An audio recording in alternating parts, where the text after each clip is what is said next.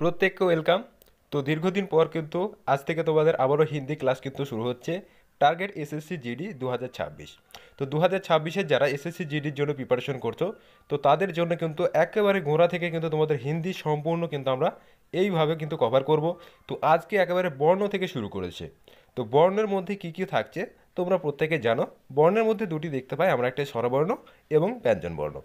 তো স্বরবর্ণ কোনগুলো, যেগুলো হচ্ছে অন্য কোনো অক্ষরের সাহায্য ছাড়াই কি নিজে নিজে উচ্চারিত হতে পারে, এবং বাকি যে অক্ষরগুলো যেগুলো কিন্তু নিজে নিজে উচ্চারিত হতে পারে না বা অন্য কোনো অক্ষরের সাহায্যে উচ্চারিত হয়, তাদেরকে আমরা বলি হচ্ছে ব্যঞ্জনবর্ণ। তো হিন্দির ক্ষেত্রেও কিন্তু এরকম স্বরবর্ণ রয়েছে। তো এগুলো কিন্তু তোমাদের অক্ষর পরিচয়টা সবার আগে কিন্তু জরুরি। অক্ষর পরিচয় থাকলে তুমি কিন্তু প্রত্যেকটা শব্দ এবং বাক্য কিন্তু পড়তে পারবে, চিনতে পারবে, এবং তার মানেগুলো কিন্তু আস্তে আস্তে অনুধাবন করতে পারবে, এবং এইভাবে কিন্তু তোমাদের সমস্ত বিষয়টা আস্তে আস্তে ক্লিয়ার হবে। তো প্রথমে দেখো আজকে যেটা রয়েছে হিন্দি স্বরবর্ণ কোনগুলো। তো হিন্দির প্রথমে স্বরবর্ণ দেখো অ। তো অ এর মধ্যে দেখো কীরকম অক্ষরগুলো রয়েছে, একটু জাস্ট দেখে নেবে। তো অ এর আকার কিন্তু এরকম হয়। তারপরে হচ্ছে আ, হস্যই, দীর্ঘই, হস্যু, দীর্ঘ, রি।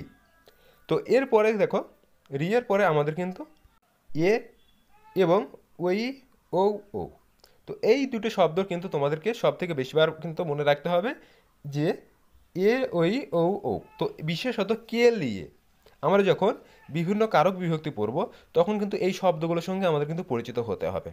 তো কে লিয়ে অর্থাৎ কিসের জন্য, এই সমস্ত বিভক্তি, এগুলো কিন্তু বিভক্তি হিসাবে কিন্তু পরবর্তীকালে ব্যবহৃত হবে। তো স্বরবর্ণের ক্ষেত্রে কিন্তু এগুলোর প্রচুর ব্যবহার আছে। তো আমাদের মেন কথা হচ্ছে অক্ষরগুলো পরিচয় করা। তো প্রথমে স্বরবর্ণ আমরা কিন্তু দেখে নিচ্ছি যে এইগুলো হচ্ছে স্বরবর্ণ অ, আ, হস্যু দীর্ঘ, হস্যু দীর্ঘই, রি, এ, ওই, ও, ও। এবং এই সাথে বিসর্গ চিহ্নের সাথে অং এবং অ, এই দুটো কিন্তু তোমাদের যুক্তাক্ষরে ব্যবহৃত হয়। তো এই সম্পূর্ণ বিষয়টা কিন্তু একটু মাথায় রাখবে। তো আমাদের স্বরবর্ণগুলো হচ্ছে এটা গেল। এবার আমরা দেখব ব্যঞ্জনবর্ণ। তো তোমাদের প্রত্যেকে যারা হিন্দি ক্লাসের জন্য অক্ষর পরিচয় নেই, অবশ্যই ট্রাই করবে যে অক্ষরগুলো আগে পরিচিত হওয়ার জন্য। তো অক্ষর কটা পরিচিত হলে তুমি কিন্তু শব্দ গঠন করতে পারবে, বাক্য পড়তে পারবে, এবং তারপরে কিন্তু তোমার হিন্দিটা, তোমার জাস্ট শুধুমাত্র একটু ধারণা থাকলে কিন্তু তুমি 40-এ 40 নম্বর পাবে। নেক্সট দেখো ব্যঞ্জন বর্ণ। তো ব্যঞ্জন বর্ণ কীভাবে আছে দেখো। ব্যঞ্জন বর্ণ আমাদের বাংলায় যেরকম থাকে এখানেও সেরকম আছে।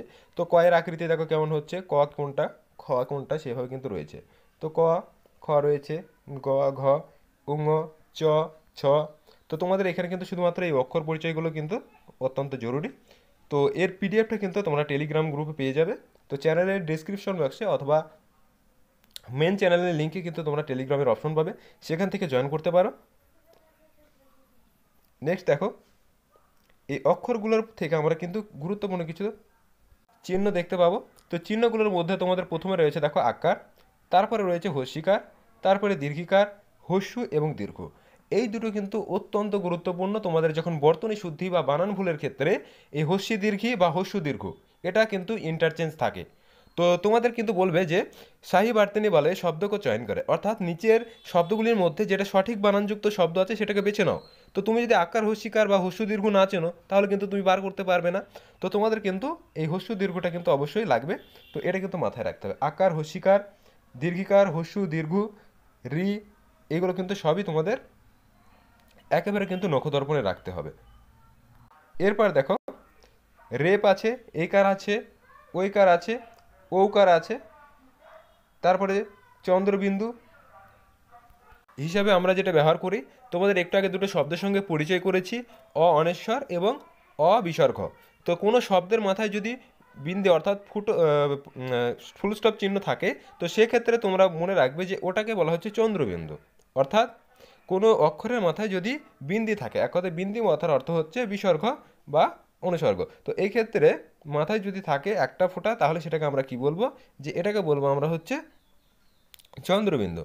এবং যদি দুটো ফুল স্টপ চিহ্ন বা যেটাকে আমরা কোলন চিহ্ন বলি পাশে থাকে যুক্ত অক্ষরের ক্ষেত্রে, তাহলে সেটা আমাদের বিসর্গ চিহ্ন হয়ে যাচ্ছে। তো এটাই বাংলায় সেম, এখানেও কিন্তু সেম আছে, শুধু একটু মাত্র উলটপালট আছে কিছু এই যে চিহ্নর প্রতীকগুলো, তাছাড়া ম্যাক্সিমাম কিন্তু একই রয়েছে। এবার দেখো বর্ণমালার যে স্বরগুলো রয়েছে সেগুলো একটু দেখে নাও। একটু আগে তোমাদেরকে পরিচয় করেছি, এবার স্পষ্টভাবে তোমাদের কিন্তু দেখানো হচ্ছে। তো প্রথমে দেখো অ রয়েছে, কেমন হয় অটা। তারপরে দেখো আ রয়েছে, তারপরে হস্যই, দীর্ঘই, হস্যু, দীর্ঘ, এ, ওই, ঔ এবং ঔ। তো এই দুটো হচ্ছে তোমাদের কিন্তু প্রত্যেকটা বাক্য গঠনের ক্ষেত্রে বেশি পরিচিত হয়। একারের মাথায় ঐকার থাকে, ঔকার থাকে। তো ঔকার আছে কি করে বুঝবে? দেখো ও এর মাথায় কিন্তু এখানে দুটো কি দাগ রয়েছে, তো এইটা দেখে বুঝবে যে এটা হচ্ছে ঔকার। তারপরে দেখো অনেশ্বর রয়েছে, একটু আগে বলছিলাম যে মাথায় ফোঁটা থাকলে সেটা হচ্ছে অনেশ্বর। আর এই যে অবিসর্গ আছে দুটো ফোঁটা থাকলে সেটাকে আমরা কি বলবো? বিসর্গ চিহ্ন। নেক্সট ব্যঞ্জন বর্ণগুলো একটু আগে বললাম, একটু দেখে নাও। তো ব্যঞ্জন বর্ণগুলোর মধ্যে রয়েছে ক, খ, গ, ঘ, উঙ এবং তারপরে রয়েছে চ, ছ, বর্গীয় জ, ঝ, ইঙ। প্রত্যেকটা অক্ষর কিন্তু গুরুত্বপূর্ণভাবে পরিচিত করতে হবে, কারণ অক্ষর পরিচিতি না থাকলে তোমরা কিন্তু কোনোভাবেই আগিয়ে যেতে পারবে না। তো অক্ষর পরিচিতি করার জন্য তোমাদের প্রত্যেকটা অক্ষর কিন্তু দুবার তিনবার করে রিডিং পড়তে হবে, এবং রিডিং পড়ার পর তোমাদের কিন্তু এই যে অক্ষর গঠনের যে ছাঁচ, এগুলো কিন্তু অভ্যস্ত করতে হবে। তো এগুলো করার পর তোমাদের খাতায় লিখবে। যারা একদমই জানো না তাদের ক্ষেত্রে কিন্তু এটা, আর যারা জানো তাদের কোনো কথাই নেই। আমাদের যে 3টে ক্লাসের পর থেকে কিন্তু তোমরা কন্টিনিউ করতে রাখবে। সেখান থেকে আমরা কিন্তু টোটাল ডিটেলস যে সিলেবাসটা কিন্তু আমরা আপলোড করার পর তারপর কিন্তু ক্লাস শুরু করে দেবো। তো তারপরের ব্যঞ্জন বর্ণগুলো কী কী রয়েছে দেখো। ট, ঠ, ড, ঢ, মূর্ধন্য, ত, থ, দ, ধ, দন্তন্য, প, ফ, ব, ভ, ম, জ, র, ল, ব এবং শেষে রয়েছে দেখো তালব্য, মূর্ধন্য ষ, দন্তস্ব, হ এবং এইটা হচ্ছে তোমাদের যেটাকে আমরা বলে থাকি কয় মূর্ধন্যয়, অর্থাৎ যেটাকে আমরা যুক্তক্ষ বলে থাকি। যেরকম ক্ষেত্র, এই ক্ষেত্রে যে আমরা যুক্তক্ষরের যে ক্ষয়টা ব্যবহার করি, অর্থাৎ কয় মূর্ধন্যয় ক্ষয় যেটাকে আমরা বলে থাকি। তো এইটার জন্য দেখো এই ক্ষেত্র এটা কিন্তু তোমাদের প্রচুর ব্যবহৃত তোমাদের কিন্তু হয়ে থাকে। তো অবশ্যই কিন্তু এটা মনে রাখবে ক্ষেত্র। এবং তয় র ফালা, তয় র ফালা হচ্ছে এরকম লিখতে হয়। তো পরেরটা যেটা রয়েছে সেটা হচ্ছে কিন্তু তয় র ফলা। আমরা যেরকম চিত্র লিখি, চিত্রর ক্ষেত্রে যে তয় র ফলাটা দিই, অর্থাৎ এ দিয়ে যেটাকে আমরা তয় র ফলা হিসেবে কাউন্ট করি, তো সেটাই হচ্ছে কিন্তু এই তয় র ফলা। এবার বিজ্ঞান লিখতে গেলে আমরা যে যুক্তক্ষরে ইংয় লিখি, তো সেক্ষেত্রে যে বিজ্ঞানের শব্দটা ব্যবহৃত হয়, তো বাংলার ক্ষেত্রে ওটা আমরা জানি, কিন্তু হিন্দির ক্ষেত্রে কিন্তু এটা অবশ্যই মনে রাখবে। তো প্রথমে থেকে আবার বলছি, এই 3টে শব্দ কিন্তু বারবার তোমাদের ক্ষেত্রে আসবে। যে কোনো তুমি রিডিং পড়ো, কোনোবা তুমি ম্যাথ করো, যে কোনো ক্ষেত্রে তুমি এর কিন্তু পরিচিত হবে। একটা হচ্ছে কয় মূর্ধন্যয় খ, যেটাকে আমরা বলি যুক্ত খ, অর্থাৎ ক্ষেত্রফল। এক্ষেত্রে যে খটা ব্যবহার হয় সেটা হচ্ছে এটা। তারপর হচ্ছে চিত্র, এক্ষেত্রে যেটা তয়রফলা ব্যবহৃত হয় সেটা হচ্ছে এ, অর্থাৎ আমরা এর মাথায় যে দাগ দিই সেটাই হচ্ছে তয়রফলা। তারপরে বিজ্ঞানের ক্ষেত্রে যে গটা ব্যবহৃত হয়, অর্থাৎ যুক্ত করে গয় ইংয় গয়, তো সেটা হচ্ছে এটা। এই 3টি শব্দ কিন্তু তোমাদের কিন্তু অত্যন্ত গুরুত্বপূর্ণ, অবশ্যই মনে রাখবে। তো এবারে দেখো আমরা কিছু শব্দ গঠন করে দেখাচ্ছি অক্ষর দিয়ে। তো নিচে কিন্তু বাংলাতেও লেখা রয়েছে, অক্ষরগুলোর সাথে তোমাদের কিন্তু পরিচয় করতে একটু সুবিধা হবে। তো প্রথমে ক দিয়ে শব্দ গঠন। তো ক দিয়ে দেখো প্রথমে রয়েছে ক, ব। তো তোমরা জানো যে বাংলাতেও কিন্তু আমাদের দুটো ব আছে, হিন্দিতেও কিন্তু দুটো ব আছে। তো বয়ের ব্যবহার কিন্তু একটা হচ্ছে বর্গীয় ব আর একটা হচ্ছে এমনি সাধারণ ব। তো দুটো কথা কিন্তু মাথায় রাখবে। তো এখানে দেখো যে কখন, কব মানে কি কখন। তো সেখানে দেখো ক বব, কব মানে হচ্ছে কোন সময় বা কখন।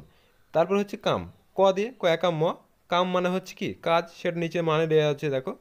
তারপরে ক দিয়ে হচ্ছে কলম এবং ক দিয়ে হচ্ছে কদর। তো কলম মানে কি, কলম আমরা জানি, আর কদর মানে হচ্ছে ভ্যালু বা তোমাদেরকে মূল্য দেওয়া, এটা কিন্তু বোঝায়। তারপর হচ্ছে কঠিন, কট হয় হচ্ছে দন্তন্য। তারপর হচ্ছে কোমল, কোমল এখানে দেখো আকারের মাথায় হচ্ছে একটা দাগ আছে, আর তোমরা একটা দাগ মানে জানো হচ্ছে এটা কি ওকার। অর্থাৎ বাংলায় আমাদেরকে যেরকম একার আর পাশে হচ্ছে আকার থাকে সেটাকে আমরা বলছি ওকার, কিন্তু এটা আকারের মাথায় একটা দাগ থাকলে সেটাকে আমরা ওকার হিসেবে জানি। তো সেটা কিন্তু দেখো কোমল, কয়ৌকা মল কোমল। আশা করি তোমরা কিন্তু বুঝতে পারছো। তো কোমল মানে কি, এটাকে আমরা পদ্ম হিসেবে জানি। তারপরে দেখো উপরে দেখো কঠিন, কট হয় হচ্ছে মূর্ধন্য, কঠিন মানে তো কঠিনই হবে। আর কট হয় ওকার র। তো আবার দেখো আকারের মধ্যে একটা দাগ আছে, তার মানে হচ্ছে এটা কি ওকার। তো কট হয় ওকা র, কঠোর। তারপরে নিচে দেখো কয়েকা বর্গী জল কাজল আছে। তো এবার দেখো কতগুলি শব্দ যেগুলো হচ্ছে তোমাদের হস্যিকার এবং দীর্ঘিকারে যুক্ত রয়েছে। তো প্রথমে রয়েছে ঘর, তো ঘর, ঘর এবং পরের শব্দ রয়েছে পানি। তো পানি, এখানে পানিতে কিন্তু দন্ত নয় দীর্ঘি, আবার দন্ত নয় হস্যি দুটোই কিন্তু আমরা হয়ে থাকে, কিন্তু হিন্দির ক্ষেত্রে সর্বদা কিন্তু দন্ত নয় দীর্ঘি হবে, অবশ্যই কিন্তু মাথায় রাখবে। তারপর দেখো খুশ, তো ক্ষয় হস্য তালব্য স। তো এখানে হচ্ছে খুশ মানে হচ্ছে কি খুশি।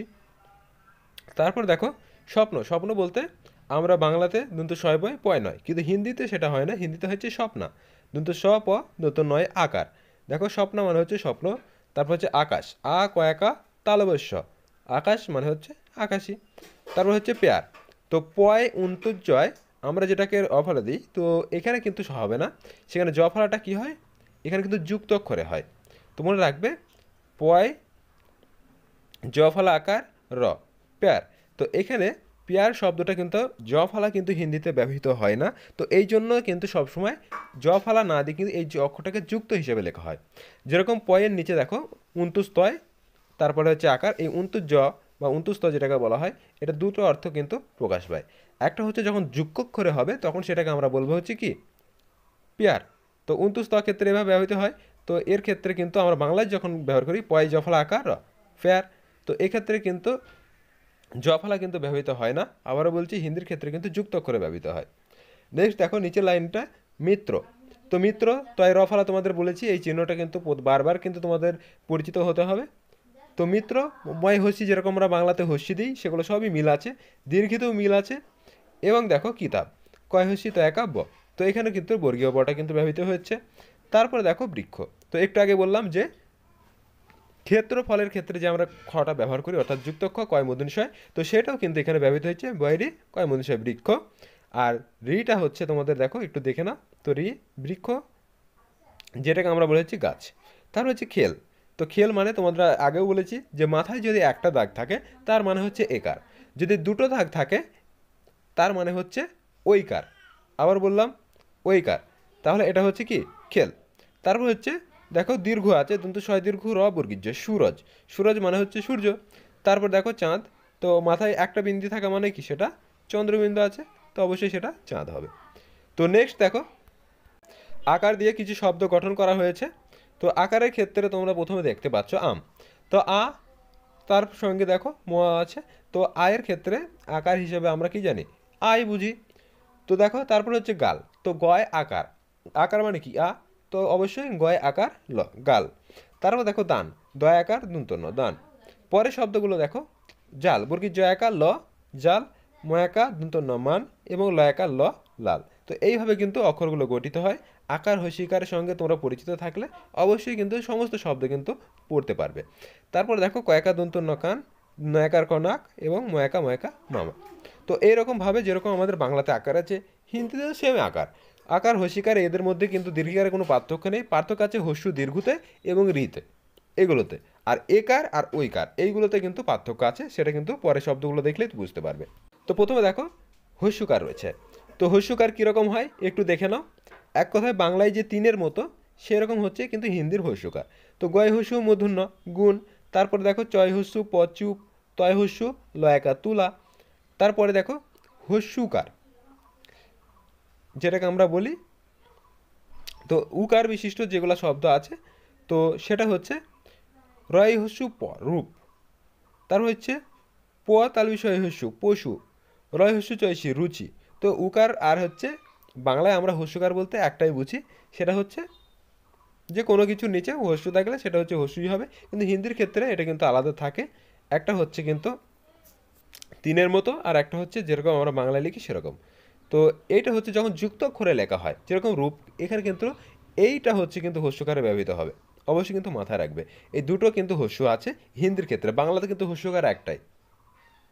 কিন্তু আমরা দেখবে রাহুল যখন লিখি, তো সেক্ষেত্রে কিন্তু আমরা ওই রয়ের নিচে হস্য না দিই কিন্তু পাশে দিয়ে দিই। গরু যখন লিখি কোনো কোনো সময় গরুতে না দিয়েও কিন্তু এটা লিখি। তো উভয় ক্ষেত্রে আমরা কিন্তু এই হস্যকারটাও ব্যবহার করে থাকি। তো হস্যকার বলতে আমরা উকার বুঝি আর একটা হচ্ছে হস্যকার বুঝি। তো যখন যেটা কিন্তু আমরা ব্যবহৃত হয়, তো দুটো শব্দের সাথে আমাদের কিন্তু পরিচয় করা দরকার। তো এবার দেখো যেটা বলছিলাম ঔকার, তো ঔকার বলতে একার থাকবে আর আকার থাকবে, এবং আকারের মাথায় থাকবে হচ্ছে মাত্রা। আকারের মাত্রায় মাত্রা থাকা মানেই হচ্ছে সেটা হচ্ছে ঔকার। যেরকম বৌমা, তো বয় ঔকার মায়াকা বৌমা। তো এরকমভাবে এই দেখো তোমাদের কিন্তু রয়েছে, তো অবশ্যই এটা কিন্তু দেখে নেবে।